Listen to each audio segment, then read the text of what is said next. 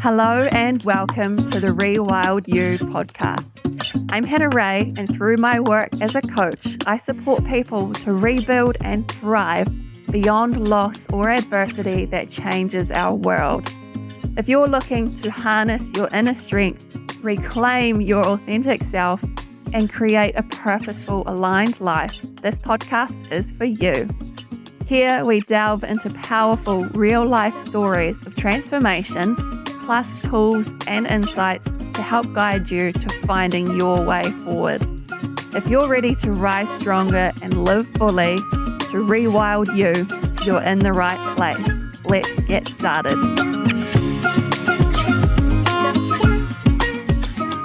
Today, I am so excited to introduce you to Sjaan. So Sjaan is a mum, a farmer, an ex-speech language therapist, and she was also diagnosed at age 33 with stage 2B cervical cancer, which happened during the March 2020 lockdown. Sjaan is one incredible woman. We've actually only met a couple of months ago in the Fjorden bush on an all-women's trip, and it wasn't until the second day that we all had a chance to really sit down and have a chat, because up until that time, we'd just been on the move. We set up camp on dusk and went to sleep, and then back up in the morning on the second day to be back on our feet and walking again. So at lunchtime in this beautiful clearing in the Fjordland wilderness, I happened to sit down next to Sjaan and we got chatting, and it all really unfolded from there, really got into the meat and potatoes of a conversation. So I will get Sjaan on. Oh, good morning. I've never done one of these before, so I'm feeling a little bit, it's new territory for me. You'll be awesome. And I know that you've done some speaking, probably from a slightly different perspective. But yeah, I know you've been out there and talking about it, and keen to, if you can help even just one other person by sharing your story, then that matters and that's important, right? Yeah, totally. Okay, so I know your journey has been a bit different and probably doesn't fall under that umbrella of what people would typically think about when we talk about grief and loss. So I wonder if you could share us a little bit about your story and what we're talking about today. And obviously there's facts of what happened, but also interested in your personal internal experience of that. Yeah. So as you said, I was diagnosed March 2020 lockdown with stage 2B cervical cancer. That's the whole diagnostic journey in itself. So anyway, it ended up being officially told over the phone that that's what was happening with me. And actually at that time, I was really grateful for lockdown because I didn't have to face anybody. I've got 3 kids. And at that time, my oldest was still preschool, just starting school. And I didn't want to have to face anybody at pick up and drop off or, and I guess you kind of think how you go, you think you know how you're going to go in a situation. Until you're in that situation, you actually don't know. You do learn a lot about yourself, I have to say, because I would have thought that I was really proactive. I'm an information gatherer. Yeah, suddenly you're faced with your mortality. And I found I was sort of gathering information, but it was quite confronting. What does the future hold? I was quite analytical at times. Yeah, I don't know. We live rurally, so we have the most amazing support network. My sister, I'm one of 4 girls. I'm the oldest, and my youngest sister set up this thing called the meal tray. I'd never heard of one before. But within 2 days, 6 weeks worth of meals, cooked out, our amazing community just all put their hands up. And I had to move to Waikato for treatment for 6 weeks. And so that we had to find an au pair during a lockdown who could help look after the children so that my husband could work from home. At the time when you're in it, it's just, it's just jobs that need to be ticked off. Let's just get this done. This is the next thing. This is the next thing. And I guess with hindsight, because I'm fortunate to have been given the all clear, I have just last week had another scan. just feel really grateful, to be honest, that I've just had another phone call to say no evidence of so. Oh, because you don't really know. And I guess that maybe the aspect of grief side that you had picked up on maybe is that I'm grieving the loss of my body, the way that it used to be. Yeah, there's just a lot to unpack, and you don't process it when you're in it. So I don't know. Do you? Yeah. I mean, you're so focused on basically handling what's in front of you when you're faced with a diagnosis like that, and everything that comes after, like the logistics and just looking after yourself and getting through and making sure your family are taken care of, that you really, there's kind of no space. Then it's not the time for any of that integration or emotional processing. And maybe that was that first conversation that, that maybe the idea of it being a loss and you having grief associated with that around your body, or even your sense of maybe hopes and dreams or what you thought life was going to be. Yeah. And of course, like you were in the moment, just sort big shit out basically. But I'm curious to hear how that shift has maybe been for you, and being like, oh, this is a loss of parts of you or things that you'd hoped and wished for, and that maybe that discomfort or whatever emotions of sadness and anger is that linked in a type of grief that's related to those losses. Yeah, like I guess in it's very logistical, and you feel so well supported by the medical team. Like they're amazing. They always give you hope. Well, I don't know if you would call them strategies, but just to always plan things, just have little things planned, something to look forward to all the time. Like they would just say things like that. Because during my treatment, I wasn't very responsive to treatment. It's a 6-week treatment program. 4 weeks in, I had basically no response when they looked at my scan. So it was sort of like, wow, this actually might kill me. And there's all of that sort of stuff. Really, my sadness was for other people, probably because like I had 3 kids and to leave them homeless, like that was a really big thing for me. That was really what was weighing me down. Yeah. My family, to think of my husband, and how the future would look if I wasn't here for them. And also for them to, like, cancer doesn't seem like a very nice way to die. And so what would the memories of me be that they would be left with? I guess my considerations and my sadness was really, I love my life. I didn't want to leave, but also the people that love you are left. And that's, you ease that for them. I guess that's where my mind goes.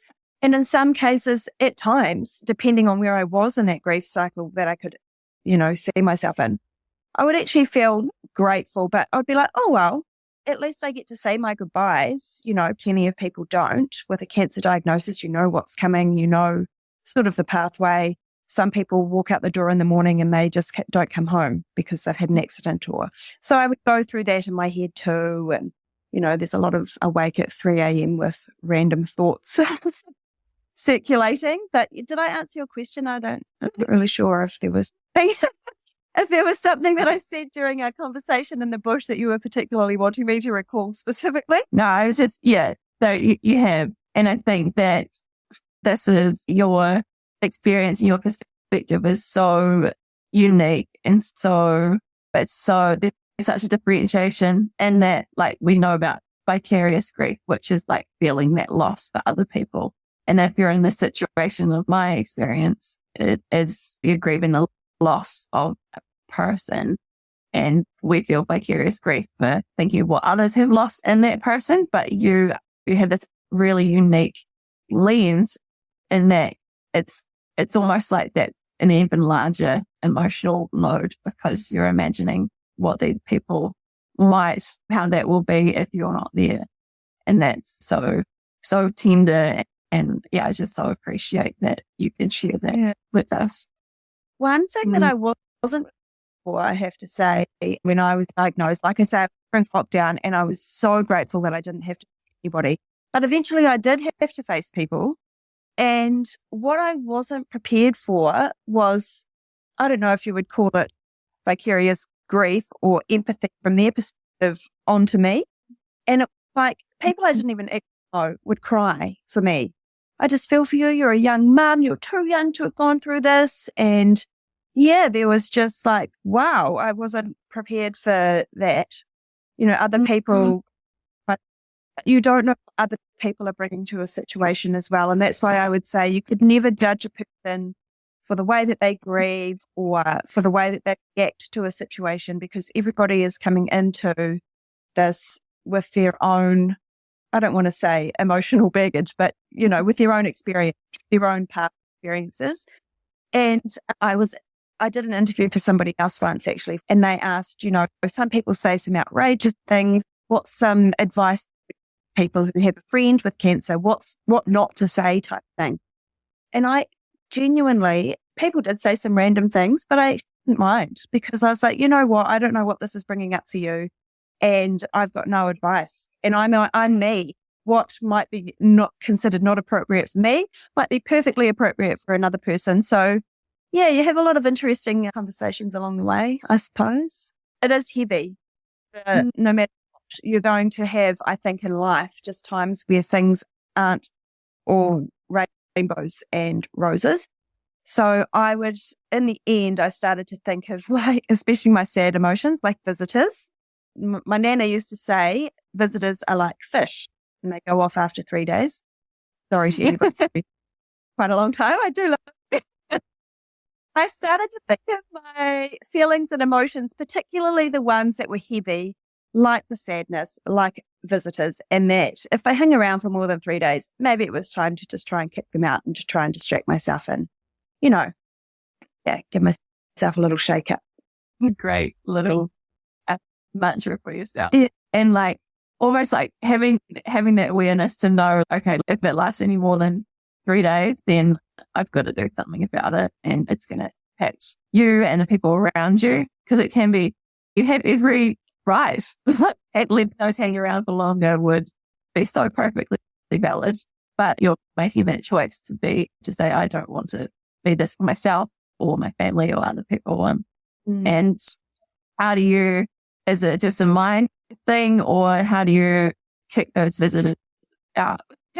Yeah, I know. Look, it is hard, and it is much easier than done. And I honestly think during treatment, I was in treatment. There were 4 of us women at that time having the same treatment. There's a standard procedure for cervical cancer in New Zealand. And at that time, a lot of the oncologists were saying this is really unusual to have 4 of you at once because, you know, we've got a vaccine now and we've got the screening program. And however, it was a lot easier when you're going through a journey along the same path as other people. You get each other on a different level. And that was a massive help. And even now, like, we're still in contact and we'll still message each other. And just, yeah, a shared problem, I guess, is a lighter problem. And so we were able to do that. I like to keep busy, so I distract myself and friends. And we, like I've mentioned before, but I cannot stress enough, our rural community here is so cool. We catch up once a month for coffee groups, you know, anybody's on hand. My family lives down the road too. That helps. I'm in the area that I grew up in, and my family's farming 5 k's down the road. And since I got diagnosed with cancer, shortly after I'd come out of treatment, my husband and I had an opportunity to buy our own farm. And at the time I was so nervous. I was like, do you think it's a good idea? Like, I don't know if I'm okay. What if I'm not? What if this ends up being, and we just decided, you know what? That's life. We could be healthy, and before, people do just sometimes have accidents on the road and don't make it home. So we were like, we can't live like that. Can't live like it's all going to end. We just have to, go for it. So courageous. It's so brave. it's a big decision. And you've spoken to your support system a bit before, but I think, and maybe if there's anything that you wanted to add about or showing up with meals and all of that, maybe there are other ways that your support network showed up for you. I think that's something that is so important when we think about, you were speaking before about you don't know everyone's background and experience when you encounter them. And some people don't have a connection to a place or a home and don't have that sense of belonging to a community. And we can just see in the way that you share about it is how pivotal and how crucial that has been. I know that I talk about a lot that we're not designed to do these things alone. And I can just see that people have showed up for you. And that's been so, amazing, an amazing part of this really shitty experience. Oh, yeah, it's made all the difference. Like, absolutely out. Like I said earlier, that 6 weeks, because I went to Waikato for 6 weeks. So my sister put together this meal train. It's a website. I had never heard of it. Anyway, it's really cool. It's a live calendar and you can just send the links and people will just pop on and they'll just reserve the flight. And you can put things in there like dietary requirements, if there's anything that kids don't like, whatever. And so people actually missed out. And so we were having up in the letterbox, people were turning up with bags of like activities for the kids to do, like amazing, big bags full of pens and books. And I stayed at the Waikato Cancer Lodge, the Lions Foundation. So for people who are out of were having cancer specifically, and the lodge is full, like it's really heartbreaking. And I actually just felt so grateful. There were people there who lived alone, who had comorbidities, like cancer wasn't their only problem, and they were physically very fragile and they were having difficulty moving about. And they didn't want to go home on the weekends. The Cancer Lodge kicks you out on the weekends because you go home and treatment over the weekend. So all the specialists get to have a life, I guess. And then you come back on a Monday and treatment resumes. People didn't want to go. They were so well fed. They had company in there. I was just like, what? This is really sad because I cannot wait to get out of here. The place is really depressing and quite morbid. You know, you're just surrounded by this. And I have to say that I do love sharing my story, and I've done a few more educational about gynecological cancer type public speaking thing, but I couldn't operate that sphere all the time. It takes a lot. So yeah, I credit it to you for the work because it's a lot to be in that world constantly. Yeah, I think that leads into one of these aspects of it that I'm curious about with any kind of grief and loss. It tends to be an ongoing thing, but for you, it's even more with having yearly tests and checkups. How do you, and I guess that's one way that you manage this ongoing thing and challenges and triggers. Are there other ways that you're aware of that you use to take care of your own self?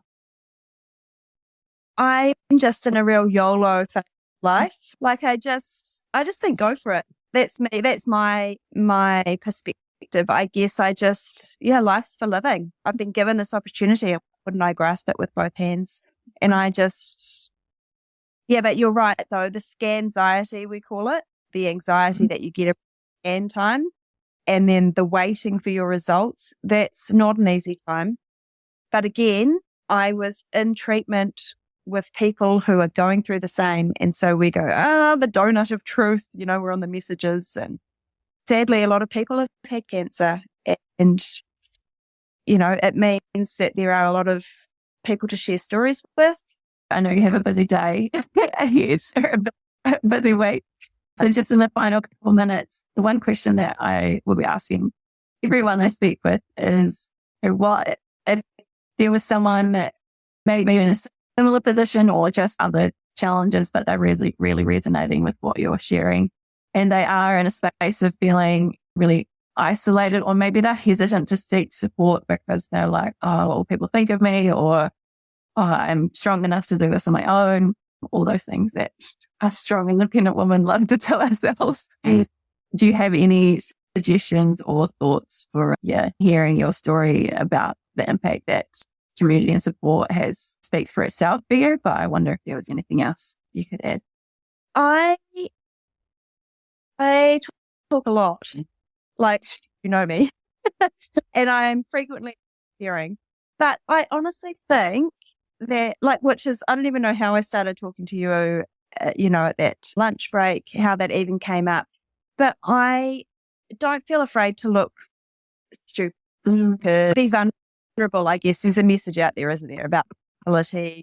And I guess that is probably what I'm trying to say. And I do cry. And I even just say, oh, sometimes I cry, but I'm okay. And just to really let emotions wash over you, they do arrive. Like, I'm about kicking them out, but actually give yourself space to be sad, or if that's how you feel in that moment. And you don't know, like I also said, what that's going to bring up for somebody else. And actually they might have just needed that. And that's actually happened a few times as well, where it's given that person the space to offload. And I've had some really in-depth chats with some people that I don't necessarily know very well. Actually, sometimes they're easy to talk to, if I'm honest. They sort of flit into your life. You have these really meaningful conversations, and then you flit away from each other again. And it's like, and I just had a really amazing connection with this person that I don't know, and I don't have to face them again. Just keep the lines of communication open, really, would be my advice. Like, again, with the support from the community, we would never have got that unless I had sort of asked for it, and my sister put out the meal train. So I guess it's like, there's this happening. We need help. Who can help with what? So yeah, I guess be afraid to share. Don't be afraid to ask. Don't be afraid to admit that you're having a bad time. Yeah, that would be. Yeah, absolutely. And those people that do come into your life and they're not meant to stick around, those connections are kind of just a little bit magic. Like, it's exactly what kind of both of you needed in that time or during that period. Yeah. We'll leave it there and let you carry on with your chaos of a week. I certainly appreciate, and I know anyone watching or listening will appreciate you just being vulnerable and being so open and transparent about your experience. I know this is it's deeply personal, and it's something that you're still in a sense. And I know we talked about that as well. So yeah, I just so appreciate your willingness and your braveness. Yeah. And yeah, your perspective on all of this. I have just realized actually that I haven't actually spoken about my physical. Radiation has changed my body. My pelvis is not the same. And that's probably actually something that I haven't even mentioned, but it's the thing that I struggle with daily, is that I used to be a runner and I can't really run anymore. I get pain in my pelvis. Yes, but that affects me every day. Yeah, that would be my biggest. We've talked a lot about the emotional stuff and my journey through treatment and my support networks, but actually nobody can help me with that. I've had opinions from doctors, specialists, and I'm left with us to know all of the organs in my pelvis are glued together as a result of radiation. Yeah, that would, anyway, like I found other things. I used to enjoy running. I was actually really stoked. I was quite concerned I wasn't going to be okay on this Yorkland walk. But if you say it out loud, it kind of makes it more real. So I kept that little thought inward, and I was okay. So yeah, you can't know unless you know. Yeah. And I mean, this could be a whole other conversation too. I'd throw that in there, like. Yeah, I don't think, even though you've just thrown it in at the end, I do want to really just highlight and acknowledge that it's something that you face every day, and it's tied in with an identity that you were attached to in a really healthy way, and that grieving that loss and day to day, along with the emotional and other physical stuff too, is certainly not to be discounted. I know you've done some speaking and you've had some other projects that you've been working on, but tell us, what are you excited about at the moment, and where can people find you? People do find me. So I have spoken through Rural Women's Talk Peach. Every year now I host a Daffodil Day fundraiser specifically for gynecological cancer, specifically for an organisation, Talk Peach. My real message there is just know your body. Like, for fundraising for these, gynecological cancer doesn't get its time in the spotlight. The Breast Foundation is like, that's what we aspire to. You know, they have opened up. It's not taboo to talk about your breasts anymore. There's still a lot of taboo to talk about all of your gynecological health. and there are resources available. The two main ones in New Zealand I'm thinking of are the Ovarian Cancer Foundation. They recently renamed themselves. I think that's what they called themselves. And the Talk Pete Foundation. And they are both survivors who were able to find any support, any information, like in a really practical sense. If you yourself are diagnosed with something gynecological or you've got questions, you can go to those places and there's so much information here. But really just body and GP. I went there's a bit of a journey for me over a few years trying to get diagnosed. My tumour was sitting quite back in the cervix. So you just really have to keep going back, I guess that would be. From a practical sense, that's and I have a private page. I don't put myself out there and offer these services. People just come to ask, which I'm happy to do it. Look, I'm happy because like I just said, there's not that much out there. And we want to be the Breast Cancer Foundation. We want people to be doing gynecological cancer walks, like they dress the towns in pink. We want them to dress their towns in peach. If you talk peach, Tash from Talk Peach, she's gunning for that colour. But teal, I guess, is probably the more well-known gynecological cancer colour, specifically ovarian. The statistics haven't changed for our ovarian cancer ladies. Like that's my big thing at the moment, is all tied in with my own personal journey. But really that's I'm doing it. And on Daffodil Day, I get all the ladies from the community. It started off as a little thank you for all of your love and support. And now it's an annual thing. And I've planted a big paddock of daffodils out of which is amazing. I was hoping it would, but I'm like, I live in hope that the bulb's going to multiply and it's going to look outstanding in years to come. Yeah. So if anybody's local and wants to join me, absolutely come. You bring a donation. I put on a big spread and we just, gather and discuss gynae health. There's a quiz. Can you label all of your bits? All of that kind of thing. So, yeah. I love how passionate you are about it and, serving or giving back or paying forward, however you want to put it, your experience as well as being an advocate for others. And I think that advice to know your body is, this could be that mega whole other line of conversation. So big. It doesn't only go for gynae health. Every aspect. I so admire what you do and what you've done with your experience. Yeah. Thanks. Well, thank you so much for being so willing and enthusiastic to have a chat. So you'll wrap it up there. I'm sure that little Lees are keen to have you back. Well, they're at the door. Well, thank you so much. Definitely, if you're keen to learn more, I'm sure you can get into contact with me if Sjaan's page is private, as you said. If you want to know anything else, I can put anyone in touch. Yeah. Amazing. Well, thank you so much, Sjaan, and thank you for everyone else who watching live or catching the replay. I so appreciate all of you and have a wonderful day. Take care out there and I'll see you again. Thanks so much for tuning in. Your support and precious attention means a lot. If today's episode resonated with you, I'd love for you to share your insights and takeaways on socials and tag at RewildYouHQ. If you're ready to rebuild and thrive beyond your loss or adversity, visit RewildYouHQ.com for free resources and to learn more about how transformative, dedicated coaching can support you on your journey. Not sure where to begin? DM RewildYouHQ on Instagram and I'll be happy to guide you in the right direction. Take care out there and I'll see you in the next episode.